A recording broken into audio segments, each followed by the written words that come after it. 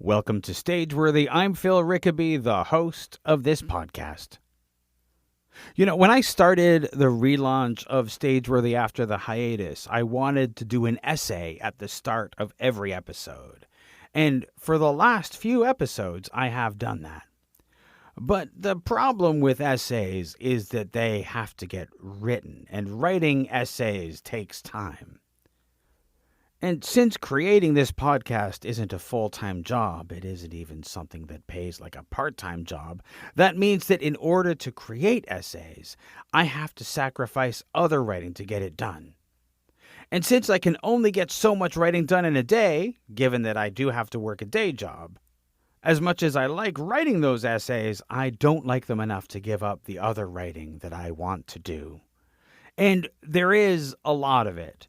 I'm sketching out a novel. I want to turn my audio drama from this last Christmas into a play and maybe eventually a film. And at the same time, I'm working on the audio drama for this next holiday season. And while I'm doing that, I'm writing down ideas for a fringe show, provided I get into one of the fringe festivals I've applied to. So there's a lot of work that I want to be doing, but writing the essays takes a lot more time than I would like. I mean, it seemed like a good idea at the time, but it isn't something that I can keep up, especially if I want to get any other writing done. If I had more time, I could do it, but I have to be realistic with my time. So I'm going to stop doing essays in every episode. I will do them now and then when I have something to say, but I'm not going to be doing them every episode. If you enjoy Stageworthy, please rate the show on Apple Podcasts or Spotify. And if you listen on Apple Podcasts, you can also leave a review. Ratings and reviews do help new people to find the show. If you want to keep up with what's going on with Stageworthy and my other projects, you can subscribe to my newsletter by going to philrickaby.com/subscribe. If you want to leave a tip for the show, you can drop some change in the virtual tip jar. I will put a link to that in the show notes. I also have a Patreon in support of this show. Stageworthy is a one-person operation, and so not only do I arrange the guests, edit the show, promote the show, create the music, I also shoulder all the financial responsibilities for keeping the show going. So your support would mean the world. For a monthly subscription of $5, I will take you behind the scenes on the podcast, do regular Q&A sessions, even present regular exclusive content for subscribers. You can find the Patreon at patreon.com/stageworthypod. Remember, you can find Stageworthy on Twitter and Instagram at stageworthypod, and you can find the website with the archive of all episodes at stageworthypodcast.com. If you want to find me, you can find me on Twitter and Instagram at Phil Rickaby, and as I mentioned, my website is philrickaby.com. My guest this week is Mateo Lewis. Mateo is a young singer, songwriter, actor, and pianist based in Toronto. At the start of the pandemic, he created and produced Quarantine Songs, a song cycle about different characters dealing with the pandemic with singers from some of Canada's biggest stages. He also posts regularly to his YouTube channel where he provides weekly analysis videos of some of the greatest songs from the musical theater canon. Mateo is passionate about musical theater and he knows his stuff. I hope you enjoy this conversation in which both Mateo and I nerd out a little bit about musical theater and talk about creation during the pandemic. Now, one thing that I wanted to talk to you about is you wrote and produced Quarantine Songs, and I want to get to that. Yeah. But before we do, I want to talk about the process of being creative during the pandemic. What were you working on something in March of 2020? March of 2020, I had just left school. I left halfway through my third year. I was like, I'm going to start working in the industry. And, January, February 2020, I was doing it. And I was accompanying people and working on some cabarets and rehearsing for like 3 or 4 different shows that were all going to happen in April. And wah. So it was a little bit of a bummer because a little bit of a bummer. It was a big bummer I but was about to especially say because that's a bit of an understatement but considering. especially because it was like I had just kind of started doing the Mm-hmm, mm-hmm, thing full time that I had always wanted to do. And then all of a sudden I couldn't do it anymore. mm-hmm. Yeah. So Yeah, the timing was really painful on that. yeah. But And what did you? I mean, what did you do after that? Did you just spend your time doom scrolling? Were you able to be productive, or because I know I for me, that the first 6 months of the pandemic was just I was unable to do anything creative. I it's interesting. I kind of had the opposite trajectory from a lot of people I know. Most people, the pandemic hit and they instantly went, "Oh my god, this sucks," and they went into this like depression. And the first few months of the pandemic were the worst for them. And then it hit the 6 month mark, and they were like, "Okay, how are we going to make this work? What are we going to do?" And they kind of got back on their feet. I had almost the exact opposite experience when it started. I was like, oh my god, we have to do whatever we can do to make art during this time and to keep people happy, and we're living through this like major historical event, and we need to own the moment. And that was very much kind of how I was feeling. And you can imagine my friends were a little bit annoyed by all of my, oh my god, we should do this thing online and we should do that thing online, and can you record this song for me, and I'm working on this musical. And just in my spare time, because that's the thing, is kind of what I do for fun. When I don't know what to do with myself, when I'm bored, is I just like write songs and I sing, and I don't really know what else to do with myself in those moments. Hmm. And so the first few months of the pandemic, I felt like $1,000,000. I said, listen, I'm going to take advantage of the time that I've been given to just be alone at home. I was very lucky that I got to move back in with my parents at that point. So I didn't have to worry about making rent, which was huge. Mm-hmm, mm-hmm.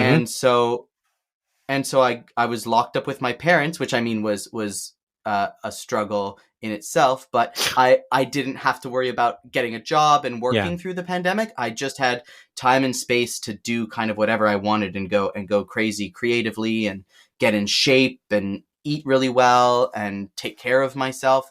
And so I was really killing it. And I just kind of burnt out after a few months of doing that, right when kind of everyone else was starting to find their rhythm and figure out how to create things in the pandemic, in the way that worked for them. I, at that point, kind of started to feel the burnout, and it was fall of 2020 that was really, really low for me and really difficult. Huh. I mean, I've talking to people. I know there's like the people who were like me, who were like unable to do anything, and then there's other people who the pandemic hit and they said, "Well, we're just gonna have to make this work." And suddenly they were doing shows on Zoom, and they were creating stuff, and they were starting to get things happening, and it was really exciting for them. And trying to figure out how to do digital production and what does that mean? Well, other people were like, well, if it's digital, it's not theater, and all that sort of stuff. Yeah. But then I totally get that, like, especially if you were like motoring, that the fall would have been particularly hard. Yeah. Because I get that, we had the summer. Summer was better. We were out in parks. Yeah, we got to We do things were outside. we were We did doing like things outdoor outside. We were concerts hanging and out in stuff. parks. Yeah. And then all of a sudden the fall hit and we spiked again. And it was back indoors and couldn't do things and had to avoid people. And to go from spring, have a summer of doing things, and then a fall where you're like back inside, that's like a bit too much of the elastic band snapping. I totally That's what it get is. burning That's out. what it is. It was the elastic band. It was the this is over. This is over. It's not over. Yeah, because I don't know about you, but when in the spring of 2020, when we shut down the first time, I think a lot of us were like, you know what, a month, 2 months, 3 months, we got this, and then it's all gonna be back to normal. That's why I was so optimistic about it too, Yeah. because I had just started really making friends and connections in the industry and spending my time working full time, doing the things I love to do, playing piano, singing, performing, acting, doing all of that stuff. And I thought, oh my God, I get 3 months off, to 2 weeks off to take care of myself and rest up, and then spend some time online on as part of the in part of the social media world, making and maintaining those connections and those friendships that I had started making in January, February. And then things are going to be back, and I'm going to be ready to go as soon as things open in June of 2020, and everything's back to normal. And then of course that didn't happen. And I think I really I had an easier time in the beginning of the pandemic because I thought I saw a light at the end of the tunnel. And then when that light didn't come, that's when I really, really, when it really became bad for me. And so that's kind of what led to quarantine songs, because I needed something to get me out of the gutter, and working on that project was kind of what kept me afloat in that fall. Well, the issue with that whole, was really, I think a lot of us were optimistic at the beginning. Yes, some people were like, the theaters are closed. We're doing digital forever because the theaters are never going to reopen. And I was like, what kind of death knell are you, why are you ringing that bell of the death of theater? There's never been a pandemic before this closed down the theaters. But also, I know I think a lot of us were really positive at the beginning. Yes, things were rough, and yes, things were tough, but we were certain we were going to get through it. We were looking at the numbers every day because we were waiting to see that dip, but also kind of doom scrolling through all of our social media feeds and all of that sort of thing. And then then here we still are. Yeah. I think though that now with the Omicron and everything, I think most people, and this isn't everybody, but I believe that most people have figured out their ways of coping that work for them, because we've been through it so many times. Yeah. And so I'm not feeling from the community and from my friends in general, I'm not feeling as much of a death knell as I was feeling, in 2020.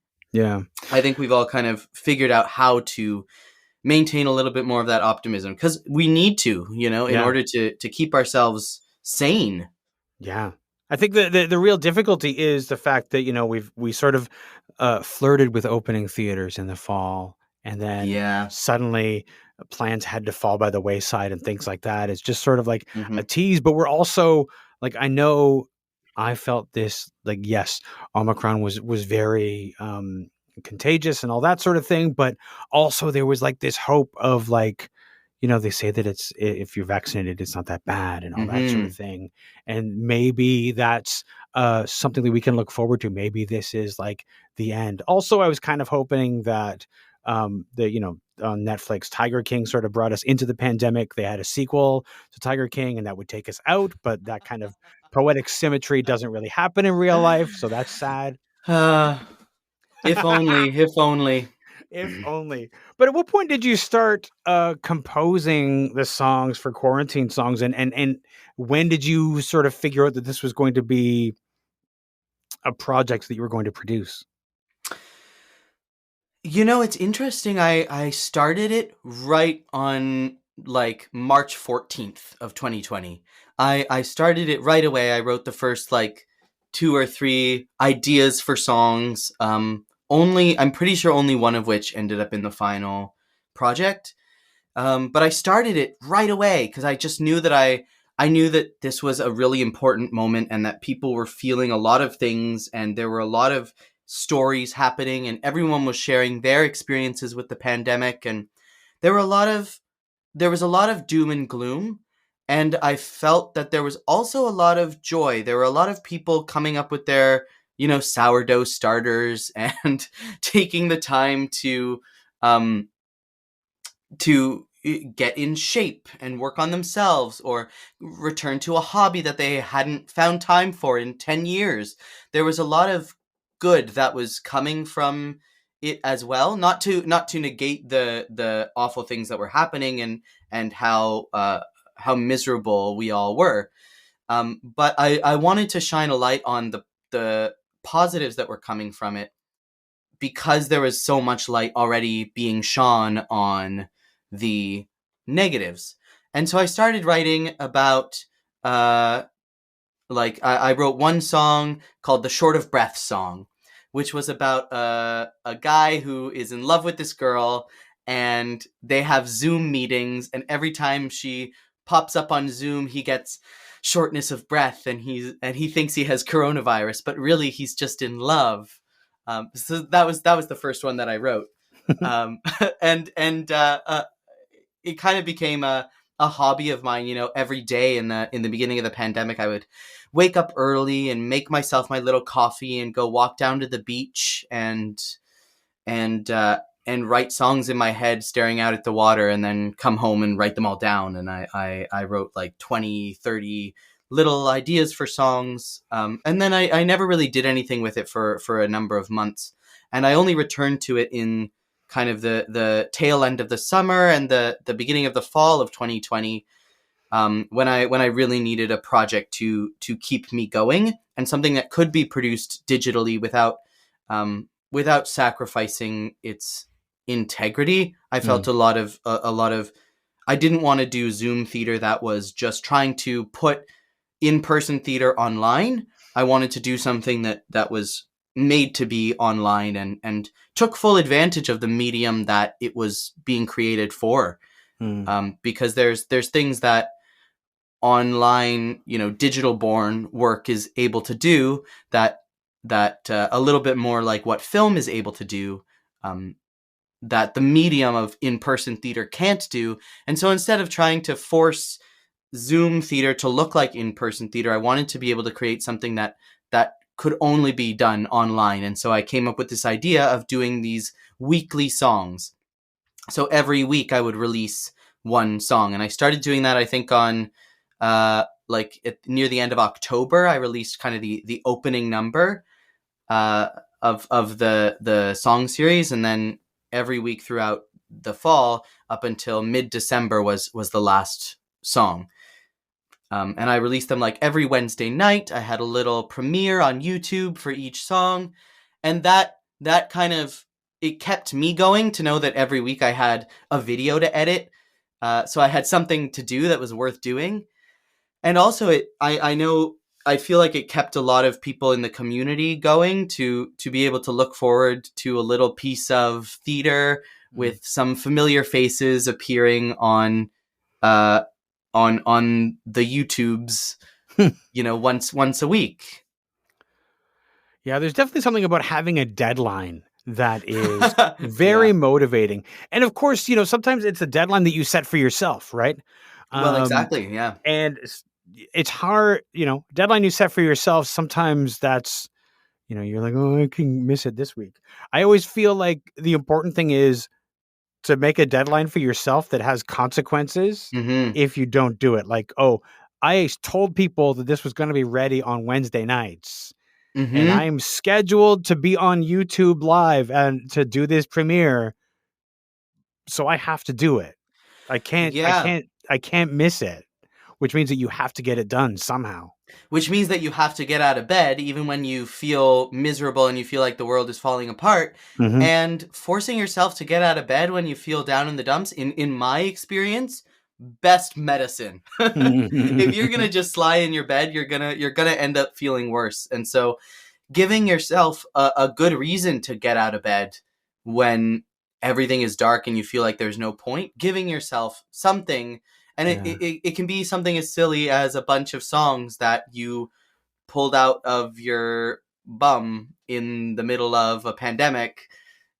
But as long as you've got something to get you out of bed, it's so just good for the mental health. And it's something anybody can do for themselves when they're going through a hard time, is give yourself something to do to get out of bed for, even if it's something silly. Yeah. As far as the digital production goes, putting the stuff on YouTube, what was your proficiency like with that? Were you already doing stuff on YouTube, or was this because I know a lot of people, they figured this stuff out. They didn't know anything, and if you'd asked them a year ago before the pandemic started, they would be like, I could never do anything with a computer. And then they learned that they could, and they learned because they had to. But at the start of the pandemic, what did you know? What was your experience of digital like?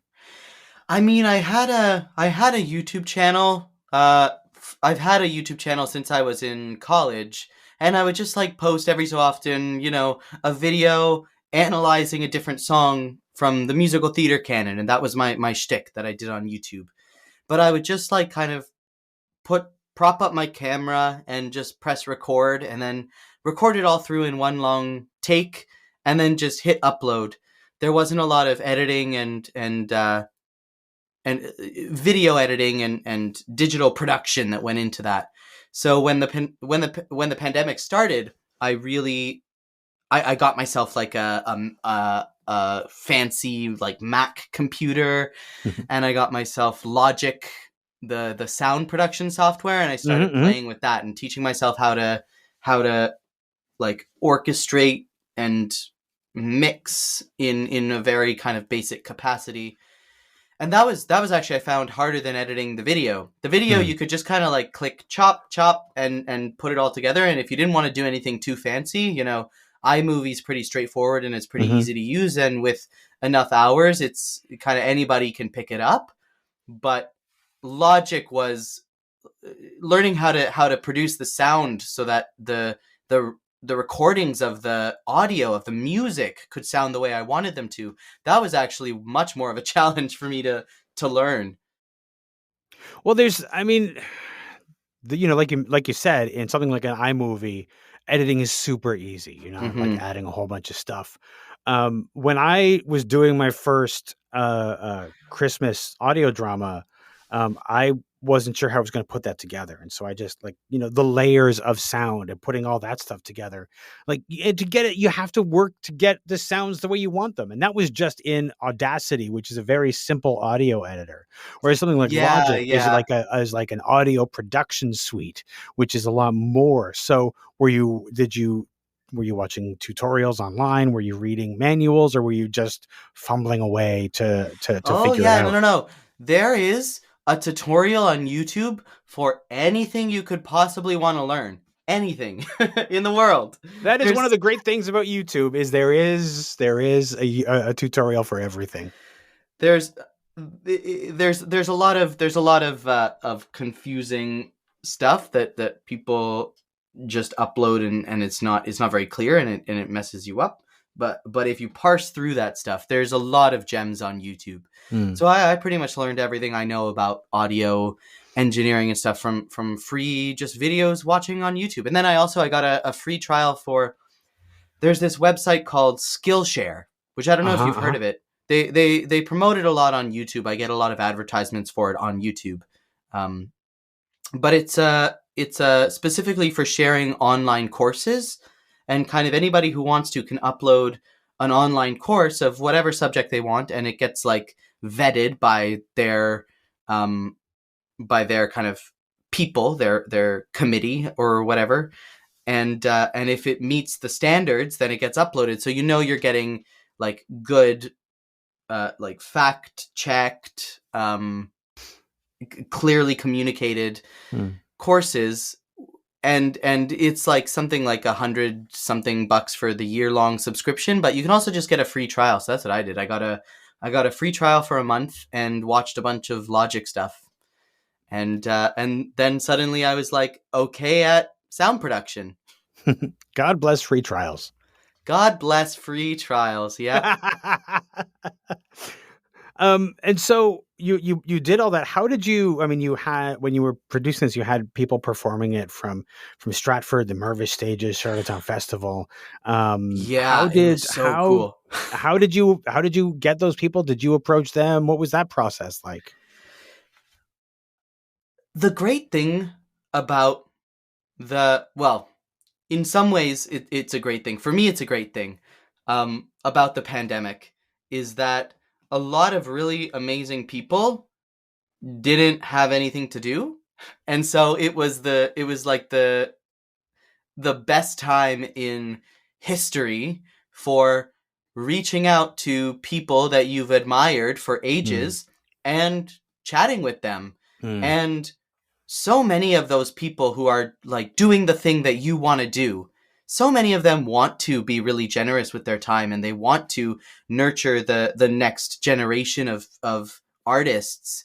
Um, because obviously they're all fantastic people, or they wouldn't be where they are. Uh, but they don't have that time 99% of the time.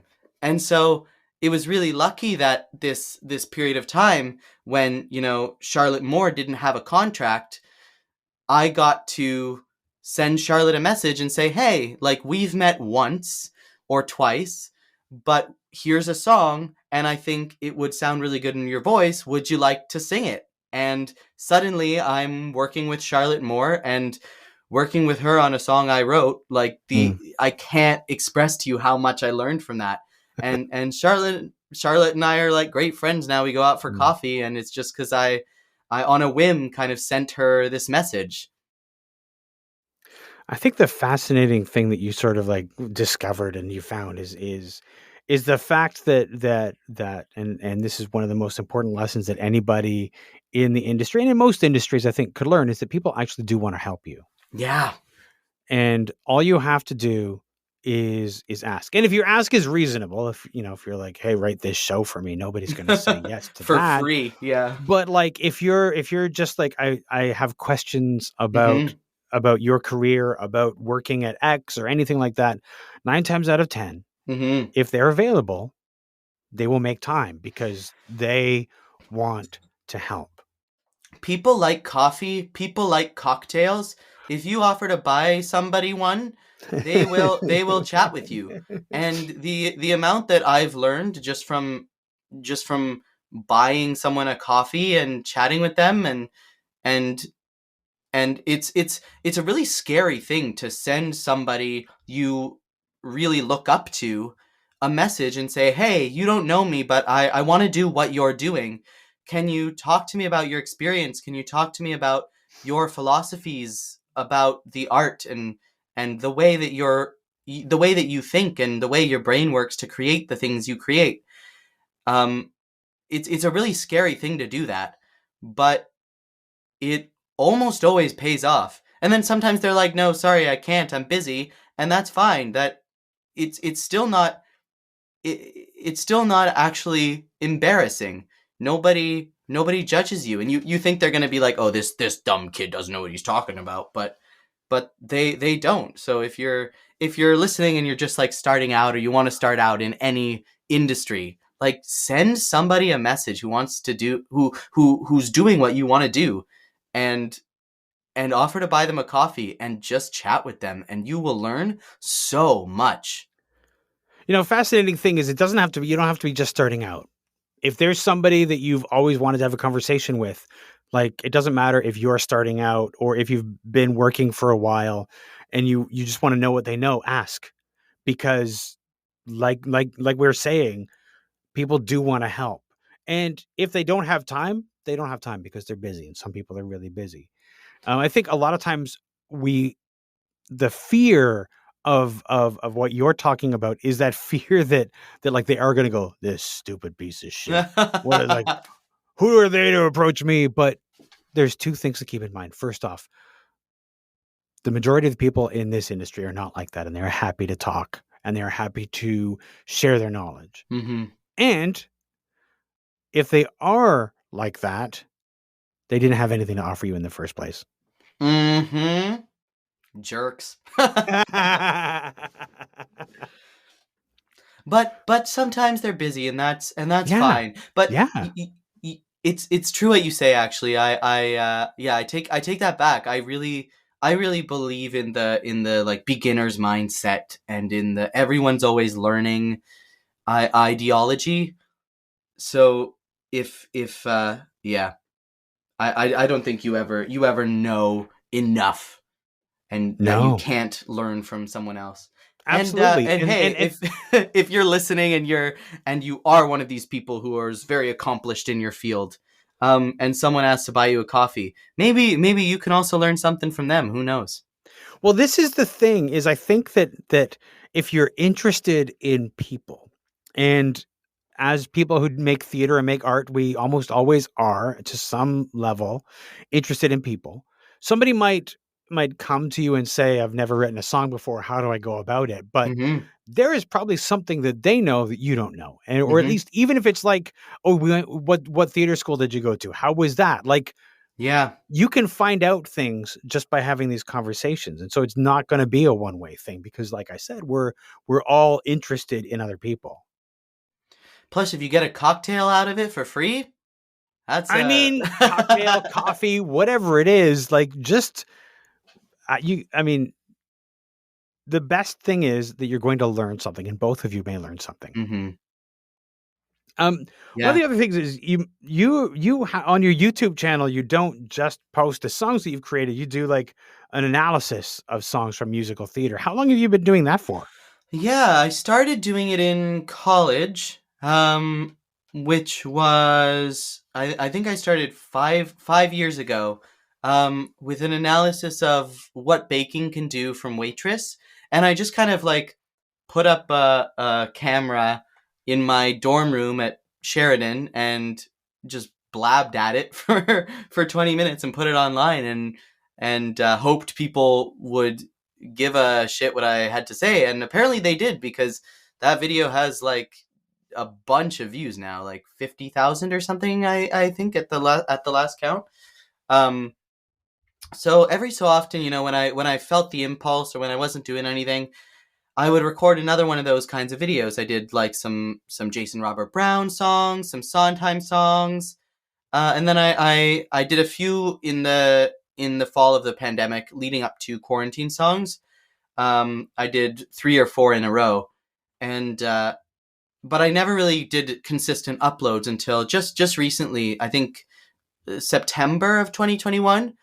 I started doing every Saturday. I made a commitment. I was like, every Saturday I'm gonna post something on YouTube, either an analysis video or a breakdown of uh, the structure of musicals in general.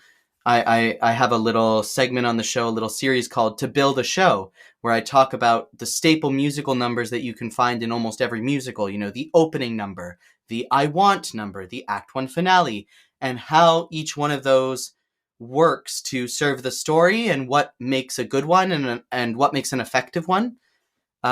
And then just like little random bits and bobs about like how to keep your voice healthy, Mm. how to get an agent, should you get an agent, things like that about the industry, so that hopefully people who are like young performers who are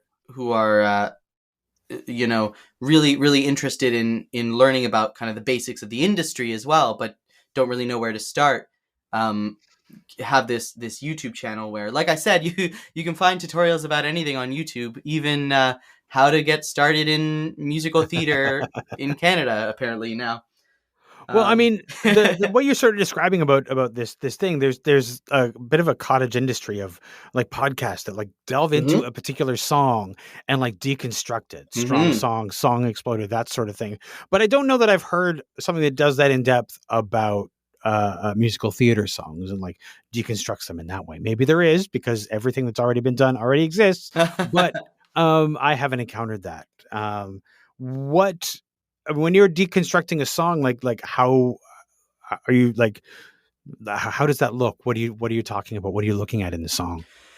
So it'll generally start with I'll start playing through the song, and I will pause when something interesting happens in the music, and that can be a note that doesn't fit in the key signature, and what feeling does that create? Why did the composer choose to put that note, which isn't in the key signature, instead of a note that you might expect to hear? And what are the lyrics doing? Is there anything in the lyrics that you might not observe on a first listen, but like the details of the rhymes and the metaphors and the motifs, like how does this song connect to another song? things like that. The little details that we pick up on subliminally when we're listening to a song, but we don't really think about in specific conscious detail. I try to kind of highlight those things about, because good songwriters will almost always put little things in their music, like a little melody in the piano line that resembles a melody from a song earlier in the musical. And what does that mean? That character is hearing the melody from that song they've heard before at this moment. What does that tell us about this moment? Things like that. Yeah. Yeah. In like music theory jargon too, like, oh, they're going from a 2 minor to a 5 major, and then you would think they would go to the 1, but they go to the 6 minor. Whoa. Things like that. And I kind of explain that stuff, so it becomes kind of a music theory basics course as well as we go through it. Nice. And more than anything, just what are the techniques that these composers are using to tell a story through music? What are those little details that they're putting in to tell the story? That's my big soapbox that I stand on. Music theater nerding out time. Okay. Alrighty. Let's do this, because it's time. So musical theater and cast albums were my gateway into theater when I was a kid. Those were the things, like, I heard these because back in the day, like, musical theater, that was just like records. People had them all the time. Yep. My parents had a few, and then eventually I realized, oh, there's a story here. And so that was the thing that drew me in. So the musical theater nerd question that I have for you is, can you name your favorite opening number? There are so many good ones. What I say on my YouTube channel is that an opening number should do 3 things. It should set up the world of the show. It should set up the tone that we're going to be using to tell the story. So if this is a comedy, the opening number should be a comedy. And if this is dramatic, then the opening number should be dramatic. It should give us a flavor of what to expect. And then it should set up something else. Go watch the video. I forget what the third one is. But I think that one opening number that does all of that really, really well is a classic example is Comedy Tonight from A Funny Thing Happened on the Way to the Forum. And there's a fun little story about that, because Stephen Sondheim, who recently passed away, obviously the giant of musical theater, he wrote the music and the lyrics for that show. And when they initially wrote the show, there was a song that opened the show called Love is in the Air. And it was this cutesy little soft shoe number that went, love is in the air, do, do, do, do, do. And then it went into this uproarious, ridiculous comedy. And audiences hated the show. Critics panned the show, gave it terrible reviews, said it's not funny. And the people who wrote the show, Sondheim included, were like, what the heck? What's going on? What's wrong?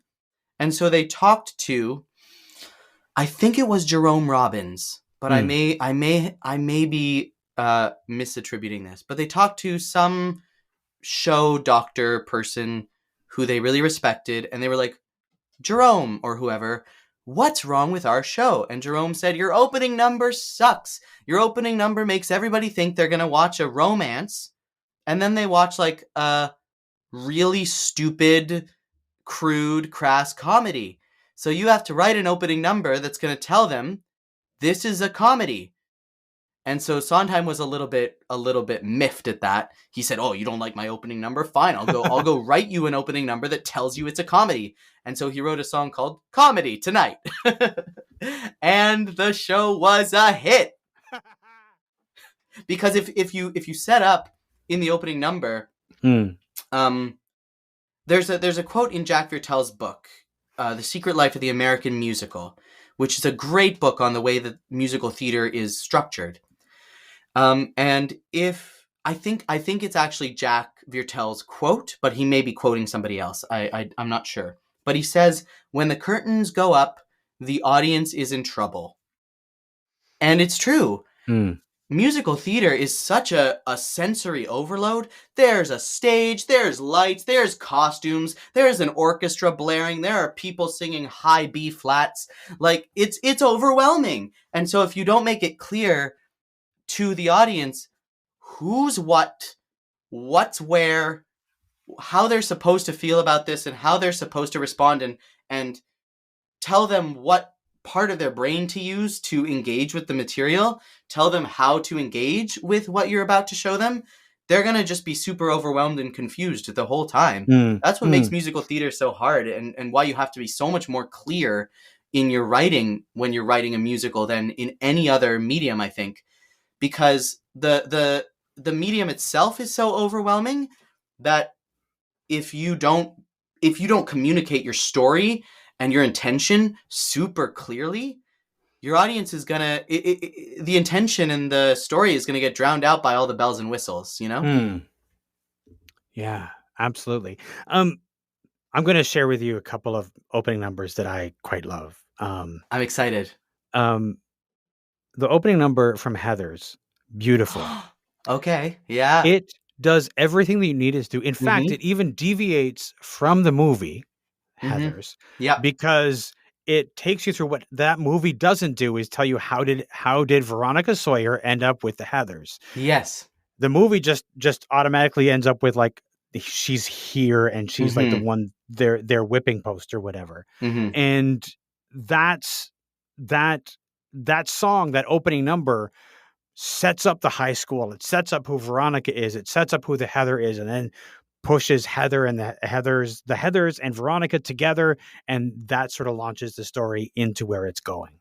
And it also kind of doubles as an I Want song for Veronica, because it's 9.5 freaking minutes long, but also you get to watch the protagonist belt their face off singing about their hopes and dreams, and the way that they see the world and the way that they contrast the world that they're in. And it sets up all of that, all of the conflict, everything, which is usually takes a few numbers for people to set that up. You know, in Wicked, for example, we have No One Mourns the Wicked, which sets up this really kind of judgmental, scary world of munchkins. And then we have The Wizard and I, which introduces us to this wide-eyed, optimistic green girl who we instantly fall in love with. In Heathers, they accomplish both of those goals, setting up the world and setting up the protagonist. They accomplish both of those goals in one song. Yeah, absolutely. Another musical that I think does something similar is My Favorite Year. The song 20 Million People 20 Million does something People. very similar and introduces it like totally sets up the world of the TV show that the character is in. It tells you exactly who he is, what he wants, and who he is and who he's not. It tells you everything you need to know about that world before it's disrupted when the big movie star comes in later on. Right. And what you say, like, before the world is disrupted, right? Like before the inciting incident, quote unquote. That's important, because then we get the I Want number of Larger Than Life, which comes after the inciting incident, when he knows that Alan Swan is going to be coming to the station. And it's the same in Wicked. The inciting incident is that Elphaba gets told that she's going to meet the wizard, and so she sings this song about when I meet the wizard. So it's after the inciting incident. And so in that sense, I think maybe there's an argument to be made that Fight for Me in Heathers is really the I Want number that happens after the inciting incident. Yeah. But if we want to talk about I Want numbers, I mean, there's also a trope where there's sometimes two I Want numbers, one that happens before the inciting incident, which is a general want, and one that happens after the inciting incident, which is a specific want. So in West Side Story, we have Something's Coming, general want, don't know what it is. Then we have inciting incident, Tony meets Maria. Then we have the song Maria. Now there's a very specific want. Same with Dear Evan Hansen. We have Waving Through a Window. I Want to Be Seen. I Want to Be Connected. General Want. Then the inciting incident. We find the suicide note, quote unquote suicide note. And then we have the second I Want number, which is For Forever, which is I want to be a part of this family. Yeah. I think that sometimes people who don't see a lot of musicals get stuck in the idea that it's too formulaic. But the formulas, quote unquote formulas, exist for a reason because they help to take you on a journey. As you were describing that moment before the inciting incident, that's like right out of the hero's journey. Oh yeah. It's been around for millennia. Absolutely. But I think sometimes people think of bad musicals that stick so closely to the formula that you can telegraph where they're going a mile away. This is an I want number. Yeah. I want this thing. I want this thing. Yeah. Yawn, snooze. Yeah. But yeah. I always preach, that to those people. I always say, I mean, my big thing is that musical theater is overwhelming. It's a lot of energy coming at you. And so the fact that there are kind of formulas to follow means that the audience doesn't have to be so overwhelmed by information, and they can be overwhelmed by the spectacle a little bit more of people singing and acting and dancing. And then if you're in just a play where the only thing on stage is the characters talking, is a little bit less overwhelming to the senses, so you can afford to break story structures a little bit more. But when you have so much coming in, and I mean, the other thing too is the audience pays $200, $300, $3,000 for a ticket to see it once, right? So they can't miss anything, and that's why the quote unquote formulas are important, because we want the audience to already kind of know what they're in for, and then surprise them along the way. Because that's the other thing, is if you set up the formula and then you break the formula, that's the real fun stuff. Because the audience thinks they know what's coming next, because you've been following the formula so far, and then you surprise them. Yes. Whoa, that's the fun stuff. I find there are those people out there who are like, I don't like musicals, and they're along the lines of the same people that I think, quote unquote, don't like theater. Like they saw a bad musical once, and now they've convinced themselves they don't like musicals. But I think the difference is, and it in some ways, there's so much coming at you, like you said, in a musical, that it can be overwhelming, but it does carry the emotions in a way, because music is a language that we feel in our bodies. Yep. And whereas, language we sort of get in our heads, and it can be more difficult to evoke emotion through language, whereas music is just something that if you play the right note, we know what that is. That's the thing. Music, songs in particular, words and music together, they have this combined superpower, because the words convey information, and then the music conveys emotion.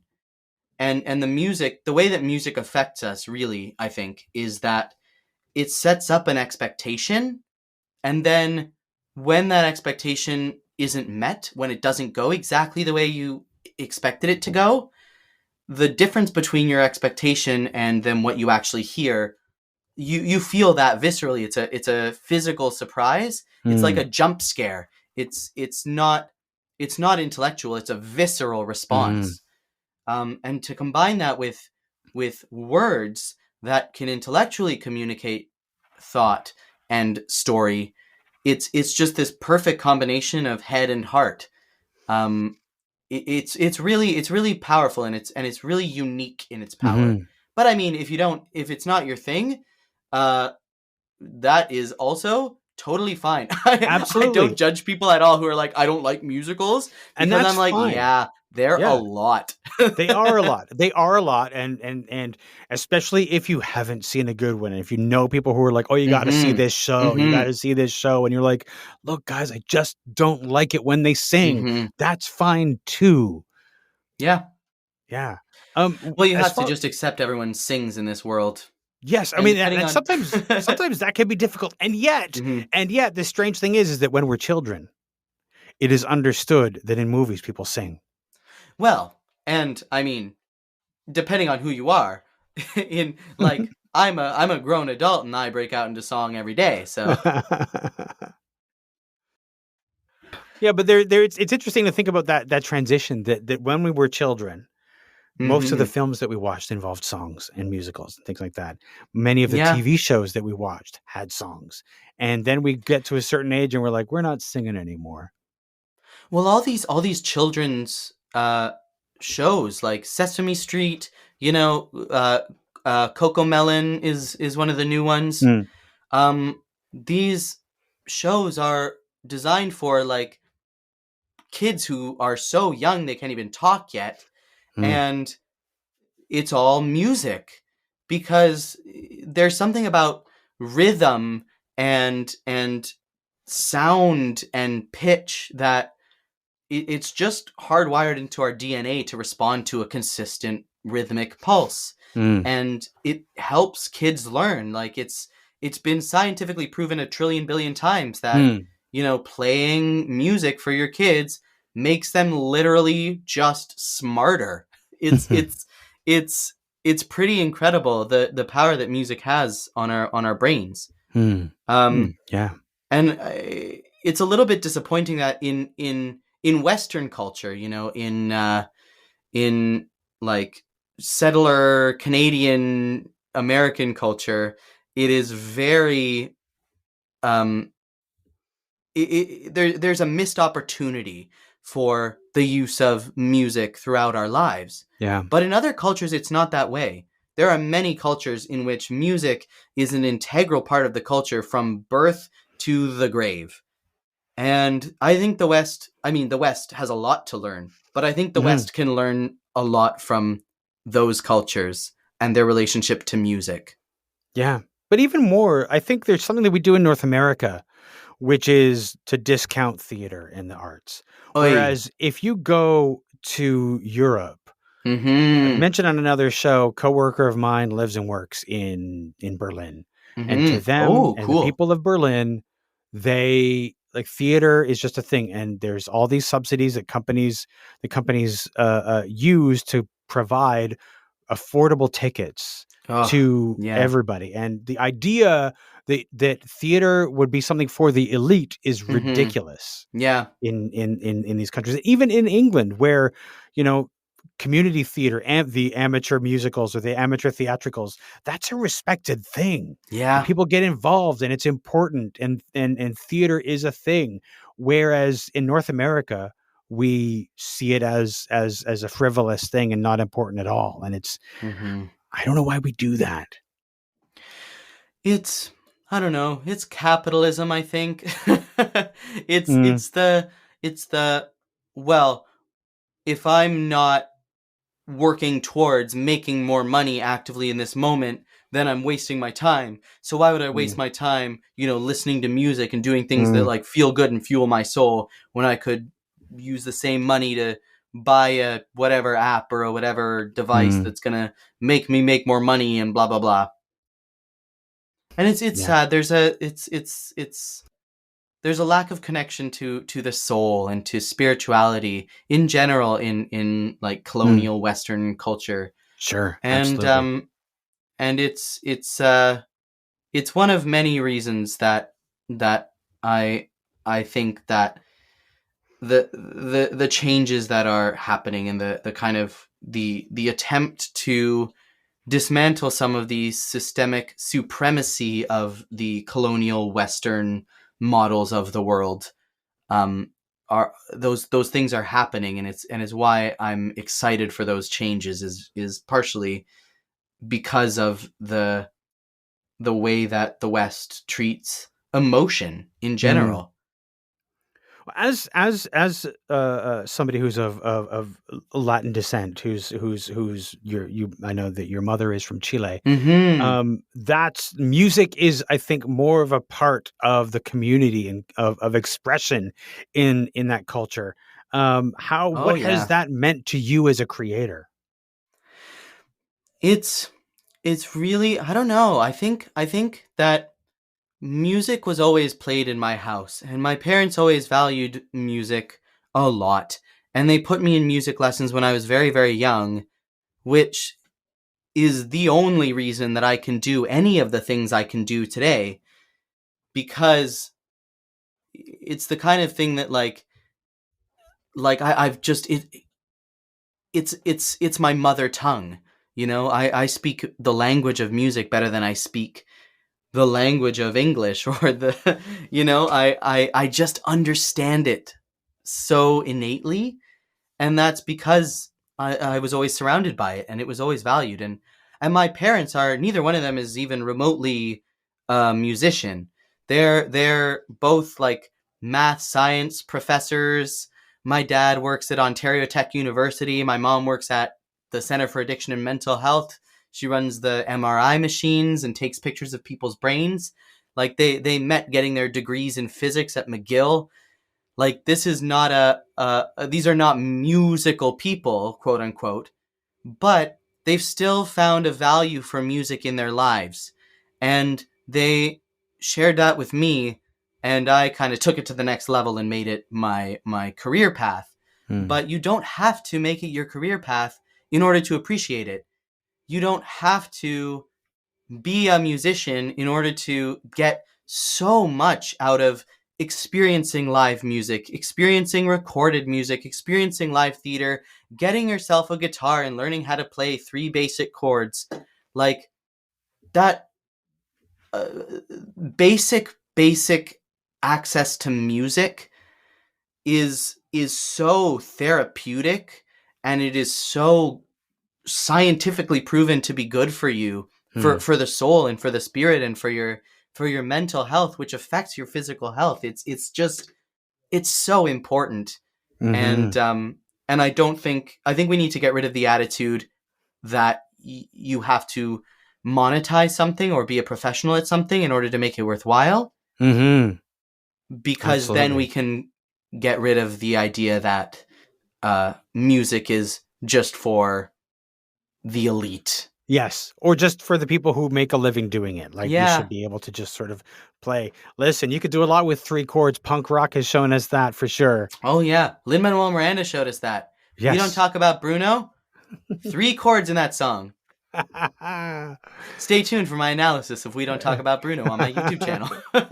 um, as somebody who's been writing songs for a while, do you Yeah. feel like you are working up to a musical? Is that something you have in you? Oh yeah. Oh my God. Definitely. I'm gonna write musicals. I write musicals by accident sometimes. I just I just think in terms of it because I've been surrounded by it so much. It's the language I speak. Mm. I put on a musical in the Fringe a few years ago called Boys Yes. Don't Cry. Yeah. And I've written. I mean, I was when Rob Ford was the mayor of Toronto, I must have been 13 or 14, and I got some of my friends from my high school together, and we recorded a concept album for a musical I wrote called Rob Ford the Musical, and um, so it's always been something that I've aspired to and something I've tried to do, Hmm.